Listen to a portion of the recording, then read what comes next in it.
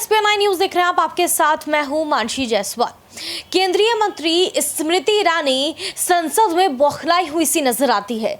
जब उनसे मणिपुर की बेटियों को इंसाफ दिलाने के लिए सवाल पूछा जाता है, वहां के हालातों के बारे में सवाल किया जाता है, तो वो तिलमिला जाती हैं और गुस्से में आकर कांग्रेस पार्टी पर ही निशाना साध देती हैं। वो कहती हैं कि देखिए राजस्थान, वो कहती हैं देखिए छत्तीसगढ़, कहती हैं देखिए बिहार और देखिए पश्चिम बंगाल के हालात। वहां पर भी बेटियों के साथ रेप होता है, वहां पर भी इस तरीके की घटनाएं होती हैं, हिंसा होती है। आखिरकार कांग्रेस पार्टी क्यों चुप है?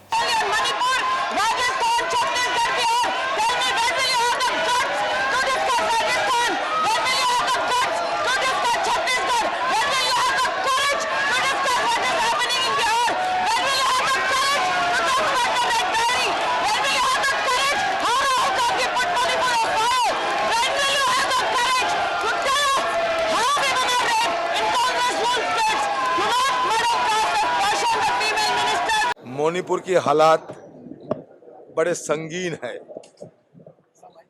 आम लोगों के अंदर एक खौफ, एक अनिश्चयता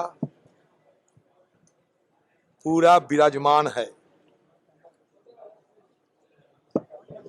हजारों की तादाद में मणिपुर वासी अपने घर बार छोड़कर विस्थापित हो चुके हैं। लोग ये नहीं जानते कि कब अपने घर वापस जाएंगे। खेती बाड़ी सब बंद हो चुके हैं। हजारों की तादाद में घरों में आगजनी हो चुके हैं और दोनों वर्ग के, जैसे कि कुकी और मेथी की दोनों वर्ग के अंदर जो दरार पैदा हो चुके हैं, ये दरार कैसे फिर जोड़ेंगे मुझे पता नहीं, क्योंकि सरकार की तरफ से कोई ठोस कदम नहीं उठाए जा रहे हैं, चाहे वो राज्य की सरकार हो चाहे केंद्र की सरकार हो। बड़े ताजुब की बात है, बड़े बड़े बात तो दिल्ली में कहे जाते हैं, देश की बाहर भी बड़े बड़े बात कहे जाते हैं। हम लोग क्या करें? लगता तो है जब सारे मणिपुर जल रहे हैं तो हमारे देश की प्रधानमंत्री बंसुरी बजा रहे हैं। किसी के कोई परवाह नहीं मणिपुर के बारे में। आप जानते हैं लोगों की घर में खाना नहीं है, दवाई नहीं है, बच्चों की पढ़ाई की कोई इंतजाम नहीं है, कॉलेज स्टूडेंट कॉलेज में जाने नहीं पा रहे हैं। सारे मणिपुर में दो गुटों के बीच जो झगड़ा चल रहे हैं, इस झगड़ा से इनको वापस लाने के लिए कोई कोशिश नहीं किए जा रहे हैं। बिल्कुल सरकार सारे चीजों पे आंख बंद करके बैठे हुए हैं। ये मैं सरकार को ये सतर्क करना चाहते हैं, अगर इस तरीके की हालात को वहां चलने दिया जाए तो ऐसा समय आएगी तो सारे चीज हमारा हाथ से निकल जाएंगे। क्योंकि अभी भी एक दूसरे को जरा सा भी यकीन नहीं करते। लगता है कि दो देश बन गए, एक कुकी लैंड और एक मेथी लैंड, अलग अलग देश बन चुके हैं। कोई किसी से यकीन नहीं करते, कोई किसी से संपर्क नहीं रखते। राशन पानी सारे बंद हो चुके हैं। हिल पे कहां जा रहे हैं देश, वहां नहीं जाने से आपको पता नहीं चलेगा। हमारे वहां आज गवर्नर साहिबा से हम लोग मुलाकात किए हैं।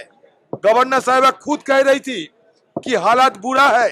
ऑल पार्टी मिलके आप सोचिए, सारे जो गुट है, सारे जो वर्ग है, ये सारे वर्ग की जो नेतागण है, ये सारे वर्ग की नेतागण को एक साथ विचार विमर्श करके आप लोग को समाधान की रास्ता निकलना पड़ेगा।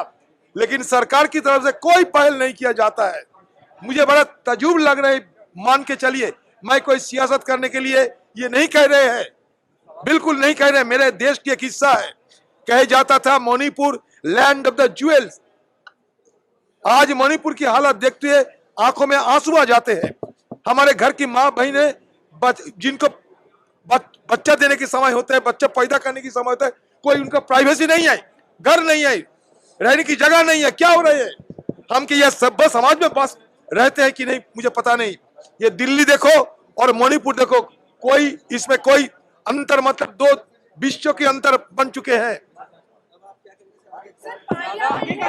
क्या करेंगे हो ये मुद्दे को लेकर शुरू के दिन से, पहले दिन से हम देश की प्रधानमंत्री की निगाह इसमें डालने की कोशिश की, आग्रह की कि इस मुद्दे को लेकर सदन में चर्चा किया जाए।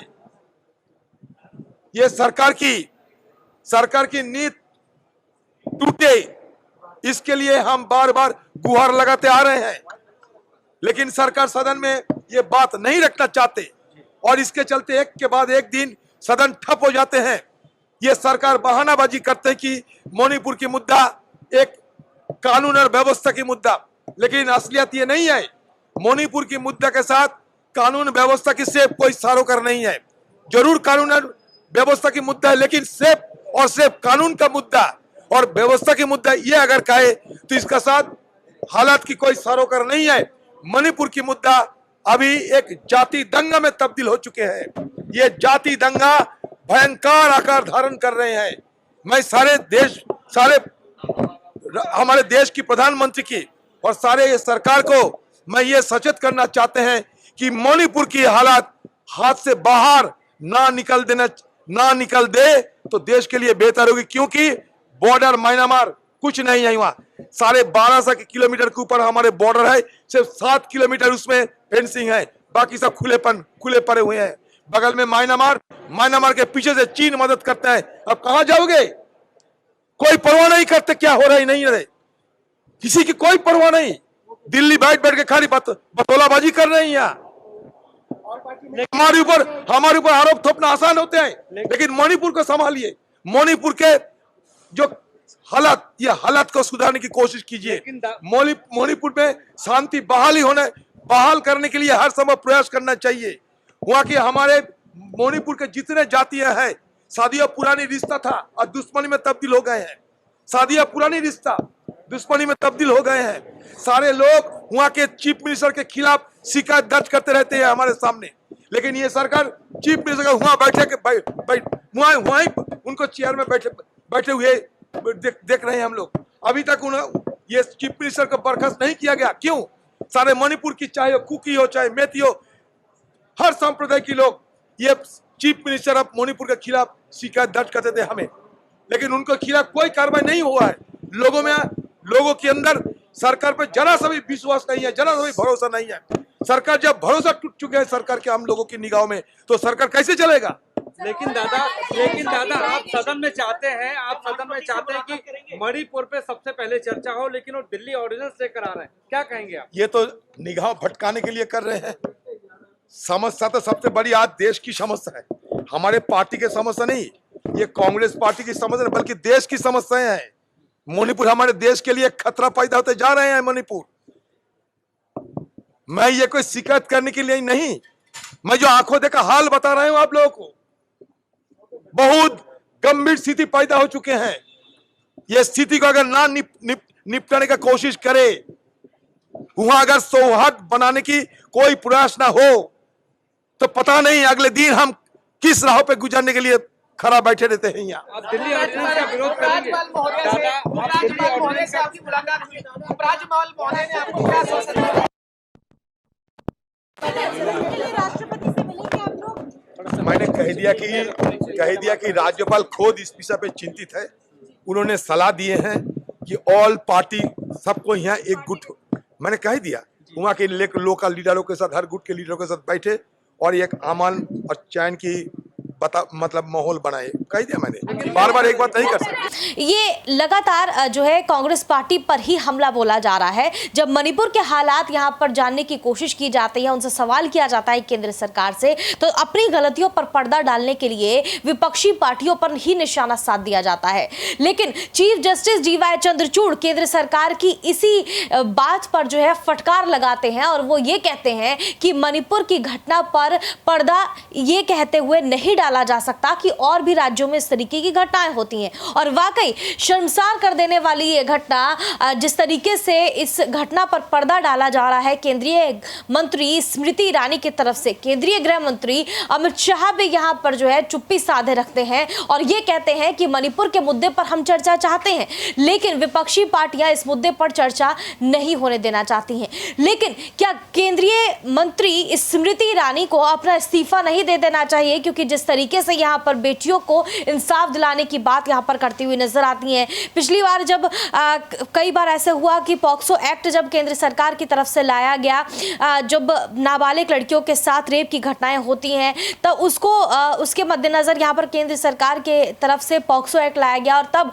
केंद्रीय मंत्री स्मृति ईरानी चीख कर चिल्ला करके ये बोलती हैं कि अगर किसी नाबालिग की बच्ची के साथ रेप की घटना होती है तो उस आरोपी को सीधे तौर पर फांसी होनी चाहिए और यही वजह है कि ये कानून जो है वो देश में लागू होना चाहिए। लेकिन अब केंद्रीय मंत्री स्मृति ईरानी क्यों चिल्ला कर ये नहीं बोल रही हैं कि मणिपुर की बेटियों को भी इंसाफ मिलना चाहिए? तो क्या केंद्रीय मंत्री स्मृति ईरानी को शर्म नहीं आनी चाहिए और शर्म करके क्या अपना इस्तीफा नहीं दे देना चाहिए?